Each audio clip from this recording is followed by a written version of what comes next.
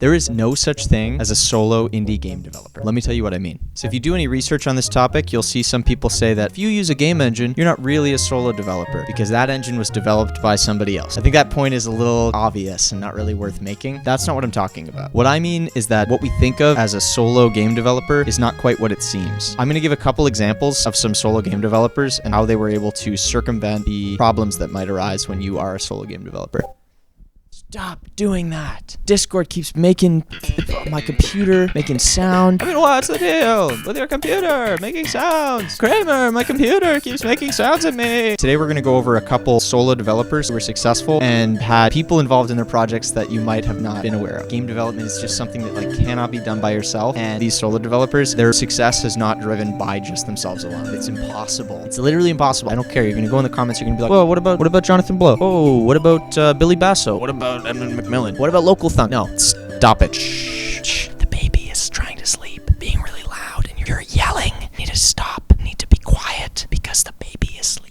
Okay, let's get into it. If you're like me, then growing up, you probably watched this movie called Indie Game the Movie. I think this movie marks the birth of the solo indie developer in the modern zeitgeist. And the reason why is that it was such a groundbreaking thing when it came out. The idea of showing who the developers are behind some of these games hadn't really been done before. I mean, there were game developers that had legendary status, like John Carmack, but it was still a relatively niche thing. Unity and Unreal did not exist. And if you were a game developer, you either worked on an engine that was made by the company that you work for, or you made all of your own tech by yourself. These trailblazing indie developers are examples of people who were extremely technically competent in a time where it was super hard, significantly harder. I don't know if you've ever tried to make your own engine for a game. There's a lot that goes into it. I tried to make my own engine in C++ a couple years ago, and it is like a different set of skills that's like almost completely disjointed for making a game within an existing engine like Unreal, Unity, or Godot. So these guys are kind of legendary solo indie game developers. Part of the reason they're so revered is because of their coverage in this movie. Let's go over each one of them, and I want to talk about their histories and the hidden factors for their success. I think there are three factors that you have to balance when you're a game developer. These three factors are time, quality, and experience. You could be an intro-level game developer that's never done anything with programming or art or music, and you could make a really, really crappy game, but it won't take a lot of time. Or you could make a really high-quality game, and it will take a lot of time. Or you could have a lot of experience under your belt, and you can make a high-quality game in a very small amount of time. But without that experience, you're not going to be able to do it. Here's a good example. Let's talk about Edmund McMillan. He was one of the devs featured in Indie Game the Movie. He's famous mostly for Binding of Isaac, but also for Super Meat Boy and a few other games whose titles cannot be said on YouTube without getting demonetized. Edmund McMillan is like the prototypical indie game punk. If you played any of his games, you know that his art style is very transgressive. He represents the indie community very well because his games have always been things that would not be made by AAA studios. EA is not going to make a game about a kid who's running around naked in a dungeon,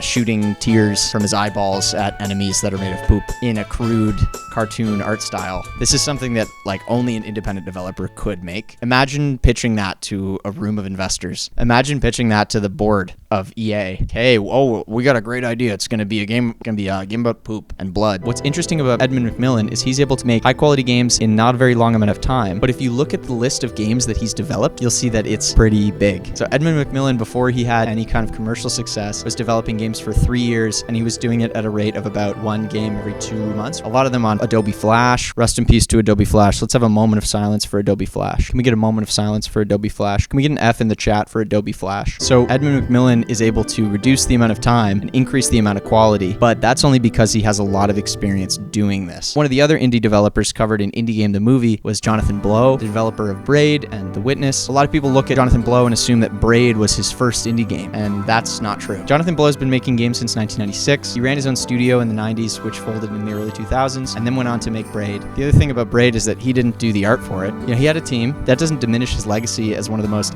legendary indie developers of all time, but it's something that's often overlooked when you look at his success. One of the things I think about all the time with my indie game is what's the best way to incorporate other people into the project. I'm making a roguelike deck builder with 4X elements. You play cards onto your tiles in order to combine them together and produce new cards. And then you can sell those cards for resources and grow your city. One of the tough things about being a solo developer is understanding my own weaknesses and finding ways to patch them up. I've been really grateful that people are interested in the game on my Discord server because they can help me with the game's design, with playtesting, and with giving feedback. If you're interested in joining the Discord, check out the link in the description. Check out the Steam page and wishlist it if you'd like to support me. The third guy in Indie Game the Movie, called Phil Fish. His first game, Fez, was covered by Indie Game the Movie. Phil Fish gets a pretty bad rap on the internet because a couple years ago, YouTubers were trying to play Fez in Let's Plays and he kept taking down their videos, which is pretty out of the norm, especially nowadays for game developers. But if you watch the movie and you sort of understand, like, he made so many sacrifices in the development of that game that if I were him and I was perceiving other people profiting off of my game and hurting its sales by making YouTube videos, I might be as upset as he was. Phil Fish was an example of a guy who had a lot of industry experience, but less so working on his own games at his own independent studio, and he made a really, really high quality game, but it did take a lot of time. Again, these things are trade-offs. You can have a lot of experience and the amount of time it takes to make your game will go down and the quality will go up. In order to create such a high quality, like cohesive experience back then, you had to put a lot more time in than you do now because of the existence of modern engines like Unreal and Unity. Something that ties all the Indie Game the Movie developers together is that all three of them had a lot of help on the marketing side. This is the biggest thing that's left out of the conversation when we talk about solo developers. All of these developers needed a significant amount of help on the marketing side in order for the games to be successful. Something that has to be noted is that all three of these developers for all three of the games featured in the movie signed deals with Microsoft in order to get their game released on Xbox Live, which at the time was a big deal. There weren't nearly as many games in circulation, let alone independent games. So if your game was on Xbox Live in like 2007,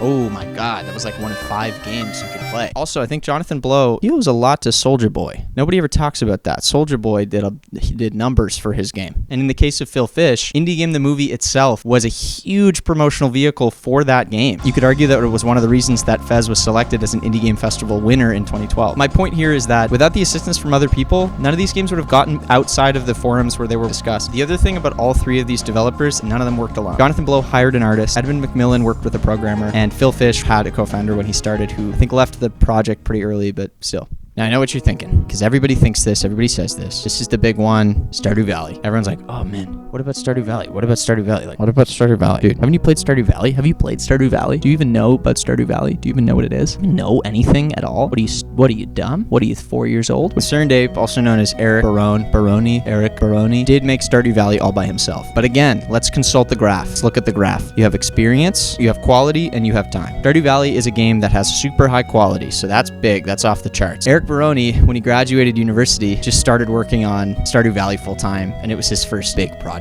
So experience was like minimal. I think that's one of the reasons why that story is so compelling for people, because I think a lot of aspiring game developers like have no experience or are in that boat. So I think they empathize with that character of Eric Baroni. It did take a really, really long time to make. He made the game over the course of I think 7 or 8 years, and it was all by himself. He was working at a movie theater in order to make money to support himself while he worked on this game full-time. He's such an incredible developer, and you have to respect what he did. But he took a really long time to do it, as you have to when you don't have any experience and you have a lot of quality that you have to put into the game. And just like all the developers from Indie Game the Movie, Eric Baroni had a lot of marketing help. He had a really big publisher called Chucklefish sign on for the game's initial release, and they did a ton of marketing in the last 2 years of development before the game finally released, which is part of the reason why it's been a smash hit. That game had a decent sized following before the publisher came on, but without that publisher, I don't think it would have been nearly as big of a success as it has been. And it really makes you think about what kind of other indie games have been developed that have incredible quality and were made by solo developers over a really long period of time, but haven't gotten off the ground because they didn't pick up a publishing deal. Publishers have come to dominate the market now that more games are being released per year than ever. The games industry has grown to become larger than the film or TV industry. That has come with an influx of money from investors that are looking to get in on the ground floor on the next big indie success. And when you bring these teams in with marketing expertise who understand the market and have existing followings, you're bound to take a giant share of the indie developer market because you have access to those marketing tools, those platform connections, those journalist connections, and ways to get your game out there beyond just tweeting about it. More recently, Animal Well has come to dominate the market around the same time as Balatro. I think when you compare those two games, they're kind of interesting. Both developed by independent developers. Billy Basso made Animal Well, and Local Thunk, the anonymous developer from Canada, made Balatro. They both had moderate organic success before being picked up by a publisher. In the case of Animal Well, the publisher was Video Game Donkey's publisher, Big Mode, and in the case of Balatro, it was PlayStack. PlayStack's actually written a really great article about why Balatro wasn't an overnight success from a solo developer and the kind of marketing effort that they put into making that game successful. It's more than you think. And both of these games had connections to content creators. Animal Well had access to Video Game Donkey, who covered it a lot on his giant YouTube channel, and Balatro got lots of streamer coverage from Dan Giesling and Northern Lion when the demo came out. Both were made by developers with careers in programming who quit their day job in order to work on the game full-time, and both were nominated for Indie Game of the Year at the Game Awards. Both of these games would not have been nearly as successful as they have been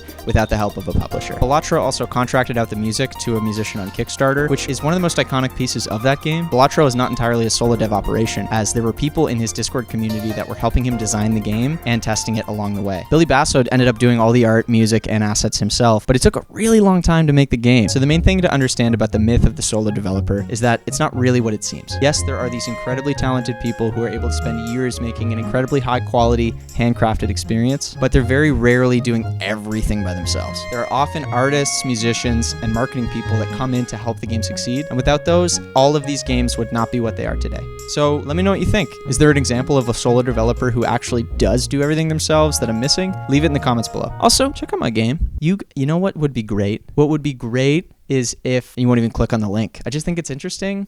I'm not upset. I'm not angry. I just think it's interesting that you won't even go into the comments and you won't even click on the link.